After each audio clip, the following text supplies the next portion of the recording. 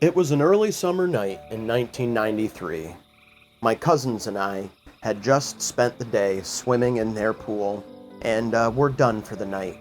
We were standing in their front yard under the twilight sky, with nets and jars with holes poked in the lids, so then that way we could capture some fireflies. We did. There were so many fireflies that night. It was so much fun to be able to capture these fireflies with my cousins and keep them for a little while. We did end up setting them all free by night's end. Once we were done capturing the fireflies and twilight faded into darkness, we all went inside. One of my cousins that was into video games like I was had just gotten a new device for his NES. This device was called the Game Genie, and he had a little book that came with this Game Genie, and we decided that we were going to give it a try on good old Super Mario Brothers on his NES. The hijinks that followed ended up being one of my most core memories from that time. I remember one of the very first codes that we put in for Super Mario Brothers, which had the description, Drunk Mario. The code in question being PGP POG. The unbridled laughter that soon followed was something that I would never forget, and something that I would continue to hunt for the rest of my life. The craziness that ensued from this made us try a bunch of different codes and try to make our own codes, so then that way we could make more Drunk Mario hilarities. Little did I know at this time, what we were doing was a rudimentary version of corrupting the game Super Mario Brothers. This was my introduction to corruptions back in 1993. My cousin and I would continue to mess with the Game Genie for the coming weeks, but soon would get tired of it because of all the sameness that we were getting because we had tried just about every code we could think of. So, that was the end to my corruption journey at that time in 1993. Fast forward to 2010, and I just so happened to stumble upon a channel called Vinesauce. Vinesauce Vinny, Vinny Vinesauce, you get the picture.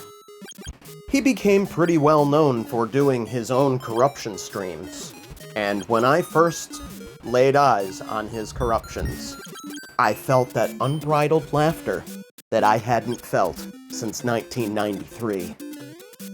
Since then, corruption software has only improved, and the results that we get nowadays are unparalleled to what we were even expecting in 1993. So I have my cousin to thank for getting me into corruptions to begin with in 1993, and then I have Vinny to thank in 2010 and onwards for reuniting me with my love of corruptions.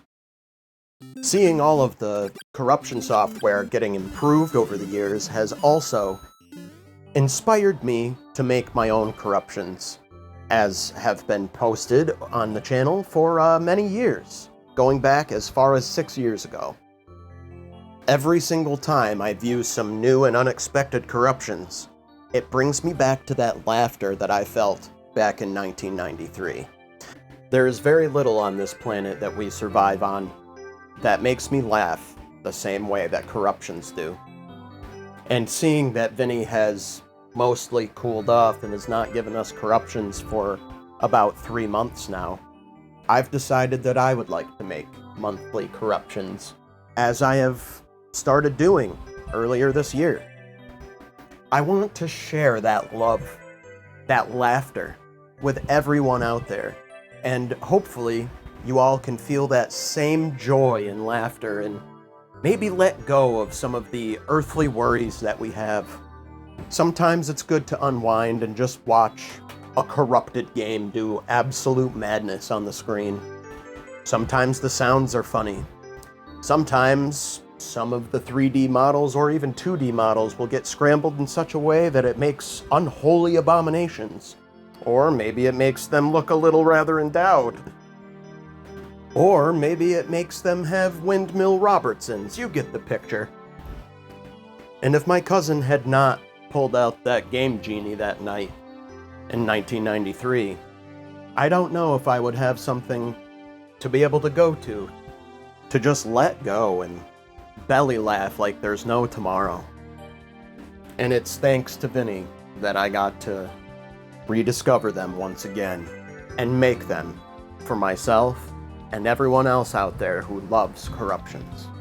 Maybe one day I'll start compiling them and sending them over to Vinny, but I would rather keep my corruptions on my channel. I actually look forward to July 2nd, as that will be my next upload of corruptions. I wonder what it'll be. Right now, it's a tie between Yu-Gi-Oh! The False-Bound Kingdom and Sonic Adventure. Maybe you can be the tiebreaker. Go vote before July 2nd, so then that way we can get a definitive winner of what the next corruptions will be. Anyway, that's my short little trip down memory lane as to why I absolutely love and adore corruptions. TLDR, a core memory. Back in the summer of 1993, my cousin got a Game Genie, and we made Mario drunk. Do you have any stories that are similar? Maybe for some games, maybe for corruptions, maybe for anything that will bring you back to a time that was simpler. Bring you back to a time where there was no worries, Hakuna Matata.